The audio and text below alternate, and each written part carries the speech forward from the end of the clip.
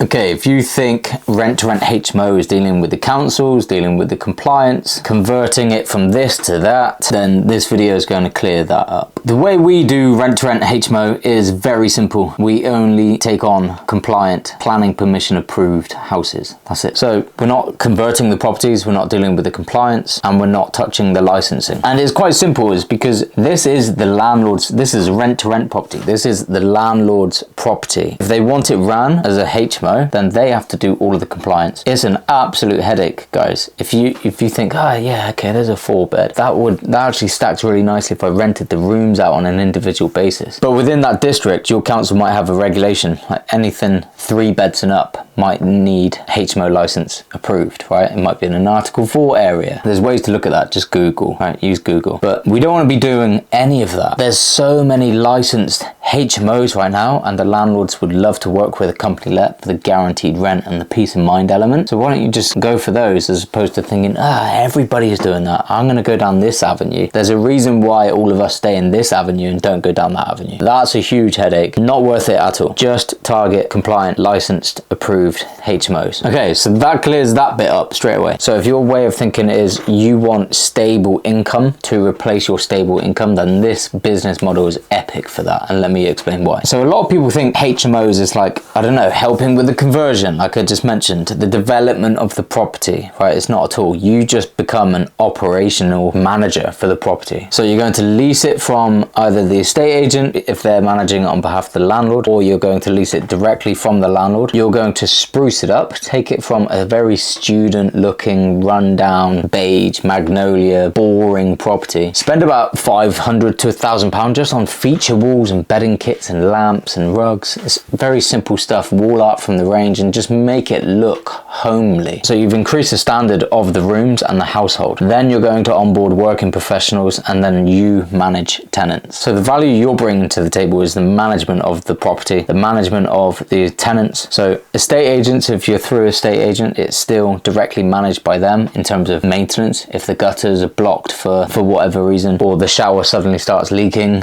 the pipes, there's an electrical problem, that's on them. Minor maintenance is on you, right? So tenants will report problems to you, and then it's either, yeah, this is my responsibility, or it's actually the landlord's. You are the sole point of contact for the estate agent. Once you have all of this in your head and you understand it, is you are just a property and tenant manager, and you just get all of the systems and the processes aligned with that, and you just do it in such an excellent way. That's the standard you bring to the property. That's why landlords want to work with you. That's just one of the reasons why we don't go for the non-compliant properties, because we just need to focus on being excellent in our field. Then we haven't really got to keep on top of the regulations, EPCs, HMO licensing requirements, councils, fire alarm checks, everything. We are just managing the household and managing tenants. This is why I loved HMO. I started in my rent-to-rent journey with Rent2Rent HMO. My ethos is I wanted stable income to replace my stable income. And my thinking was, you move tenants in, yes, for the first 3 weeks you're gonna have teething issues. They're not gonna like this. This is, you know, the shower pressure's a bit low.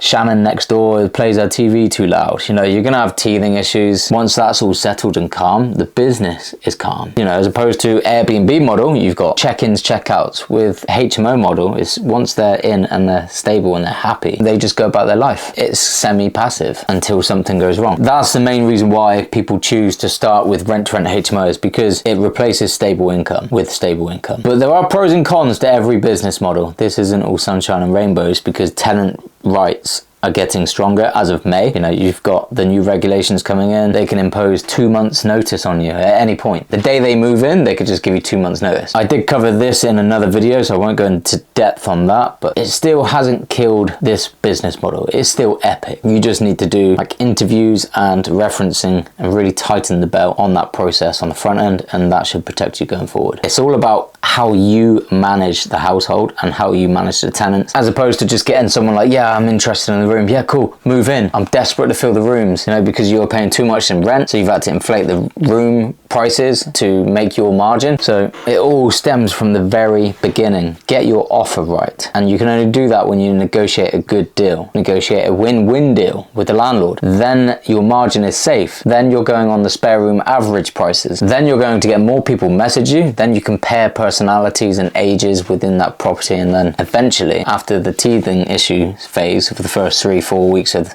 them moving in, it goes calm. And that's the aim of Rent2Rent HMO. So I took on 3 properties all at the same time, 3 hours away from my house. And if you don't know my journey, they were my first deals. I had the offers accepted in April. I was due to collect the keys on the 27th of August, and our firstborn, the due date was 27th of August. I was unbelievably stressed. You could not write it. What were the chances? Jasper arrived 2 weeks early, blessing in disguise.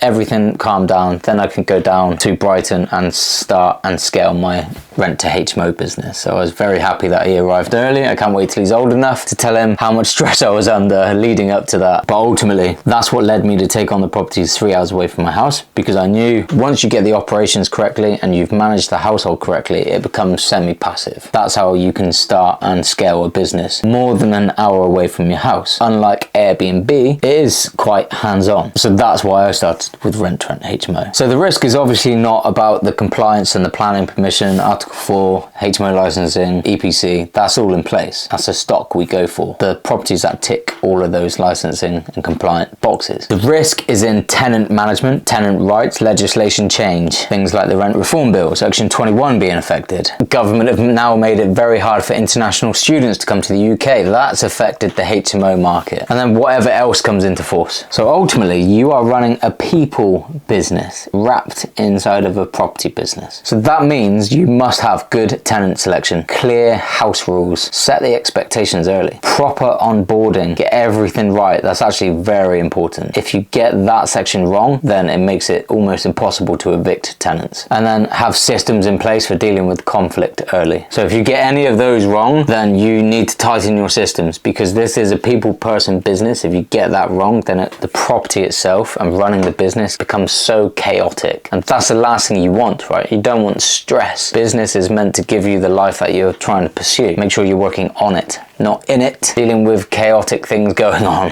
So ultimately, it comes down to manage people better. So a lot of people fail, and I know this for a fact because there's a lot of you in my emails and DMs on Instagram, and you're failing for the most boring of reasons, and I don't mean that in a patronizing tone. It comes down to like poor tenant selection. Like I mentioned earlier, you've made the wrong offer, you've squeezed your margins, now you need to inflate the room rents, you've got low demand, so when somebody does message you, you're desperate to get them in. You can't select tenants, you can't match personalities or ages within the household because you're getting limited demand. You've got weak standards at the very start, and you've got small issues that you just ignore until they become a big issue. So you're allowing your business model to collapse, and then your business fails. Then you blame the business model. The amount of people I see blaming the business model. Rent2Rent sucks, it doesn't work, It clearly works. You're just doing the wrong thing. This is why we obsess over who you move in, how they're onboarded, and what expectations are set from day one. This part is epic. The most underrated part of this business model is the reward you get. You take a tired, very student, Victorian looking property into something that people call home. So you have raised the standard through elbow grease. You create a genuinely really nice home for multiple people. It's a very fulfilling role. It's very fulfilling when you hear that, yeah, I've just moved in, collected the keys, I love it.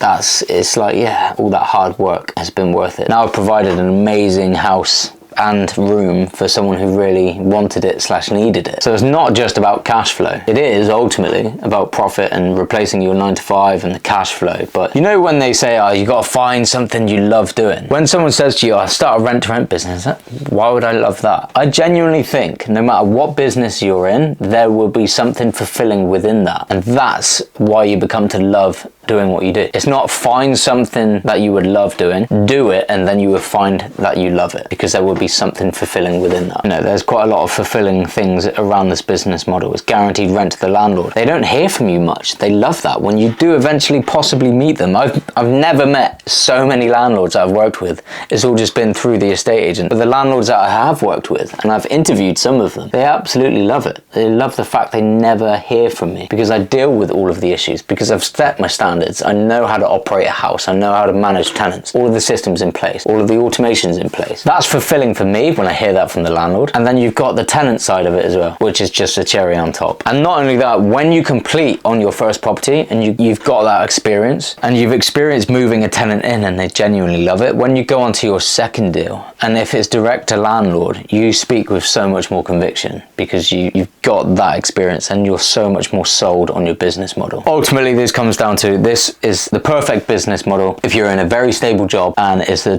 type of job that people don't leave for their whole life, like a factory, like I was, right? People genuinely would join as an apprentice and then retire at 67. So I wanted stable income to replace my stable income. Also, if you're happy managing people, because ultimately that is what you will be doing. Can you follow processes and systems, and do you care about your standards? The people it doesn't suit is people that want hands-off, passive. You know, I speak to a lot of people, what's the most passive? I'm like, all right, there's a trade-off. Something might be passive, but you'll still have to put in hard graft at the front end or the rear, or the rear end.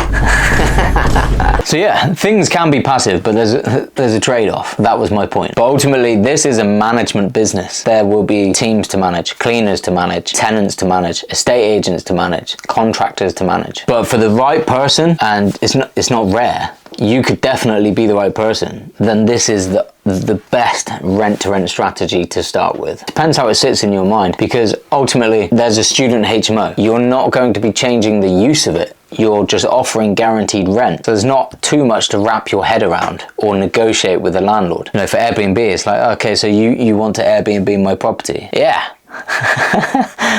But you need to know what to say. With this, it's like, yeah, I'm going to guarantee the rent and rent the rooms out. Okay, that's what this property is for. So it just comes down to, can they accept your offer or not? Or do they want the peace of mind, the constant cash flow, no voids? It's going to give it a light refurbishment and be professionally cleaned every other week. There's a lot of benefits to this. So the only thing the landlord needs to think about is the number you put in front of them, not the reasons what you're going to be using the property for. So hopefully that's cleared things up, that if you've been put off Rent2Rent HMO because you thought you need to deal with all of the compliance and the licensing and Article 4 and EPCs, smoke alarms, fire alarms, blah, blah, blah, blah, like none of it, absolutely none of it. You are just a property manager, a people manager. So you just start choosing properties that are available on Rightmove and OpenRent, the ones that have the planning permission approved, that are HMO compliant. Then you just run the absolute pure operations of the business. So the question isn't whether HMO works. It absolutely works. The question is whether you are going to run a people business properly.